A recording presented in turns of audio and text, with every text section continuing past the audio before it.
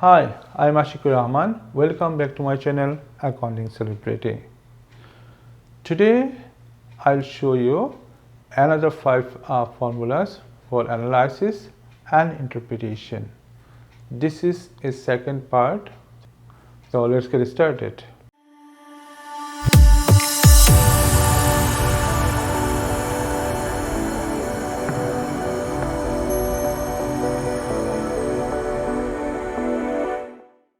Okay, number 6. Number 6 is here, rate of inventory turnover. So what is the formula here? Cost of sales or cost of goods sold, same thing, divided by average inventory. Okay, so cost of sales will be given in the paper, in the question, but if it is not given, several ways to calculate your cost of sales. First part of this video I showed some ways to calculate cost of sales. If you did not watch that, first you watch, then you come back here. Okay, so then how to calculate average inventory? Average inventory equal to opening inventory plus closing inventory. Closing inventory divided by 2. Okay, for example, your opening inventory is $3,000. okay, your closing inventory is $7,000. divide by 2. So what is your answer? 3 plus 7 equal to $10,000 by 2 equal to, it is $5,000. Okay, then just put the value here. For say your cost of sales is $20,000. okay, your average inventory is $5,000. so if you calculate, it is 4 times your answer. So what does this 4 times mean? It means that 4 times in a year business used to purchase inventory or purchase goods. So there is another formula to calculate rate of inventory turnover. Let me show you. Or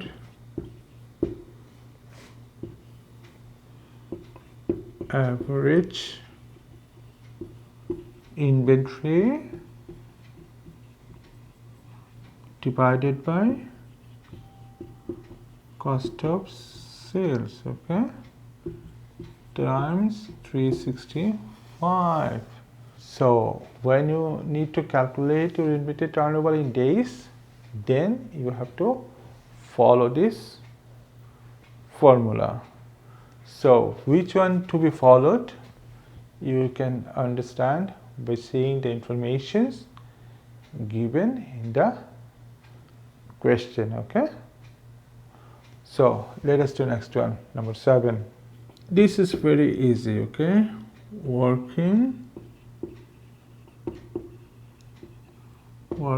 capital, current assets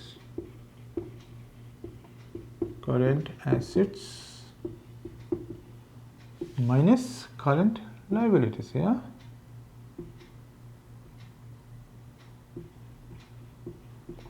Current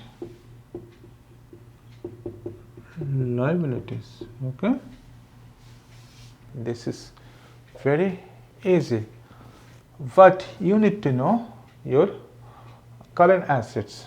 What are the current assets for business? Let me give you a list of current assets. Number 1, inventory. Okay, inventory. Number 2, is trade receivable.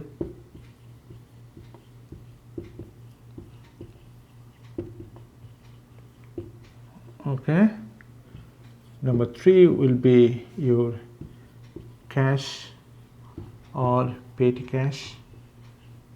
Petty cash balance. Number 4 is bank balance.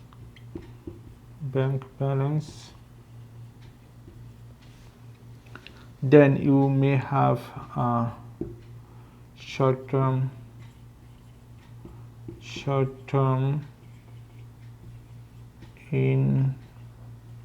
investment, okay, which is for less than 1 year. Okay. Number 6, you can say other receivables. Other receivable means any kinds of expenses of which is paid in advance. Okay. So these are basically current assets of the business. Okay. So what is current liabilities here? Current liabilities are very few, like bank overdraft,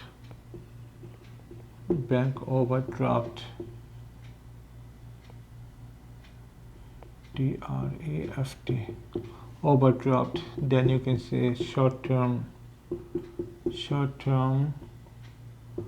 loan. Okay. Then you can say trade payables,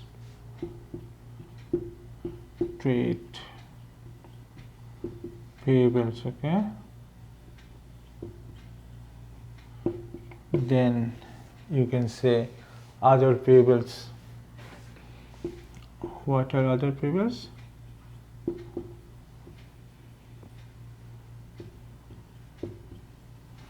Other payables like accrued salaries, wages, means any kinds of expenses which is due but not paid yet. Okay.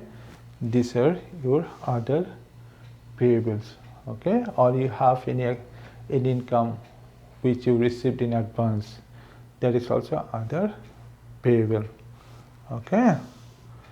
So these are basically current assets and current liabilities. So you are very confused. I see many students when they answer this type of questions, like working capital, special to calculate the working capital, current asset minus current liability. They even do not know what are the current assets, what are the current liabilities. Okay, so remember these items, remember these liabilities, current liabilities, then it will be very easier for you to calculate your working capital. Okay, so here our formula is collection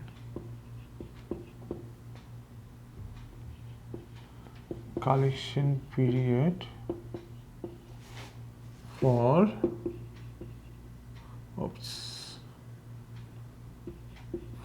trade receivables. Okay,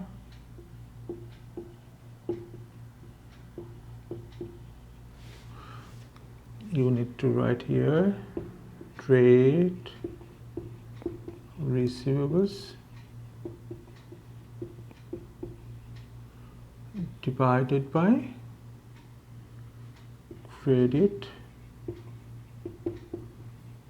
sales. Okay, times 365. Okay, so trade receivables will be given in the paper, and then credit sales, sometimes credit sales are given, sometimes not. If you don't have then you have to calculate. I'll show you how to calculate credit sales in the last part of this video. Okay, so here why we multiplied by 365, 365 equal to 1 year. Yeah, so when you need to calculate your answer in terms of day, okay, you need to show your answer in a days. In this case you have to multiply by 365. Okay, but sometime in the question you will be asked to figure out your answer in weeks. Okay, if it is in weeks, then you need to multiply by 52. Even sometimes you need to show your answer in a month. If it is written to show your answer in a month, then you multiply by 12. Okay, so read the question carefully. Check first what is asked there, what is your requirement, then you calculate. Okay, so here you have to write same thing, but if you need to calculate your answer in days, then 365, in weeks 52, in months 12. Okay, do not forget that. Okay, you are required to show answer in a days, but you multiply by 52 or 12, so it is not correct. So you will not get marks for that one. That is why learn this formula properly. Okay, so whatever your answer comes, your unit will be times. Okay, 3 times, 2 times, whatever time unit of the answer will be times. Okay, so let us do next one, number 9. So here our formula is payment period for